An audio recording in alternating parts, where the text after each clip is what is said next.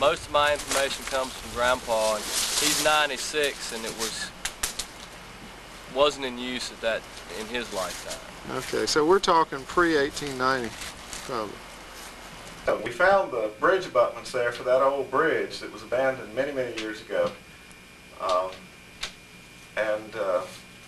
The abutments were quite obvious, some rather significant rock work done there to pin the bridge to both banks there.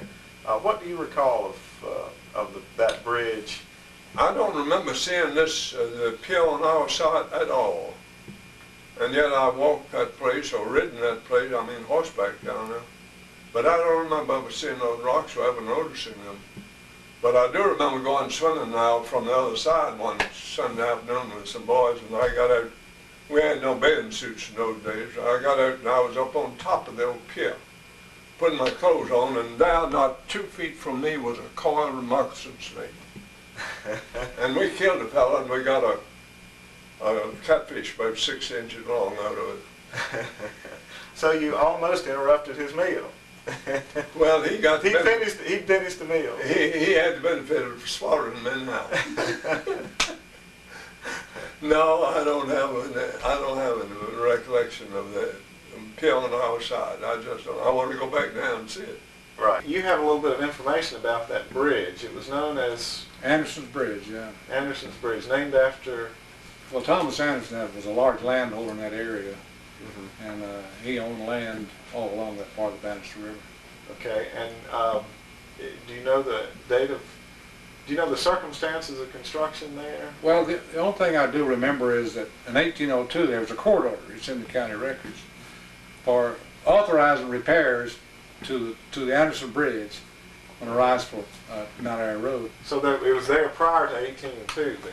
Yes, it was there prior to 1802, but I don't know how. I haven't tracked it down to see how much prior time elapsed. But my guess is from that bridge predates that mill, of course. I know it does. Right. So the mill wasn't built until 1830 or so, something like that. I believe it was. Yeah. Now you say the site selection for that bridge was a canoe landing. Is that right? It's described in the county records by saying at the canoe landing on the Banister River, and they were authorized to do repairs there, which leads me to believe there'd be a lot of Indian artifacts around there. That's why I was interested in that site. And there are records in colonial records that refer to Riceville as the port of Riceville.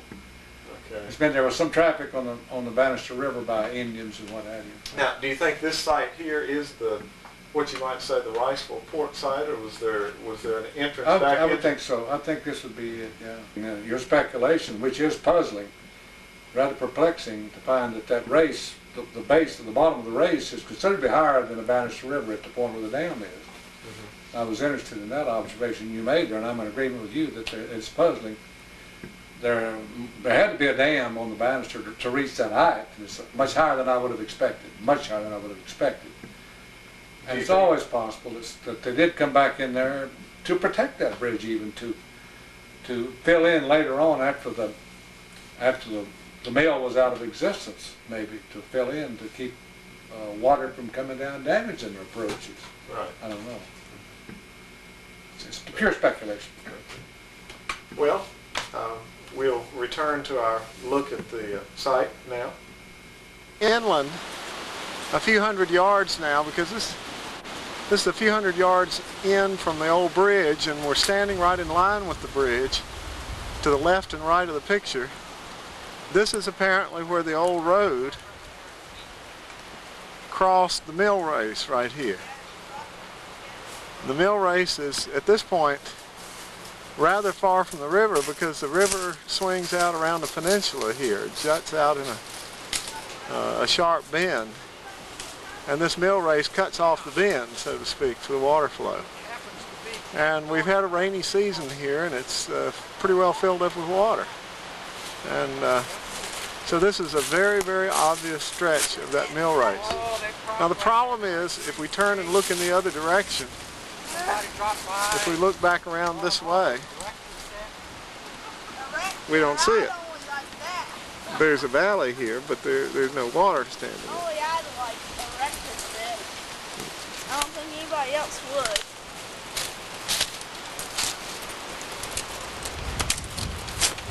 The area where the road crossed, the mill race, and now we're into a place where apparently it was concentrated into a narrow gorge. There's a stream entering it from the north there. Okay, and then the mill race becomes a fairly narrow gorge, relatively narrow, through here compared to what it was up there, which is wide and flat. Considerably deeper here, we're probably moving into the upper end of the mill pond, where the mill pond was. What was the mill pond now? The dam was right here where we are. There was one side of it over there, and the rocks back up here mark where the other side of it stood, and then just downstream, right there, is a channel that went to the wheel, and then back here is where the water flowed on around the mill, the main flow of the water. The mill was anchored right here at this mound. Hey, can I put my initials on it? We're coming up right there. Mr. Hathaway's coming up exactly where the mill wheel once stood. Dr. Brockman's there. Looking into the channel of water which flowed from the mill. And it would have passed by here and then onto the river right here. Now, we have been looking at an early 19th century industry site right here. And it happens to be built on the site of an early, probably 16th century industry over here at the river, which was an Indian fish weir. So we'll step right over to the riverbank and look at that again. Here we are back here at the fish weir again.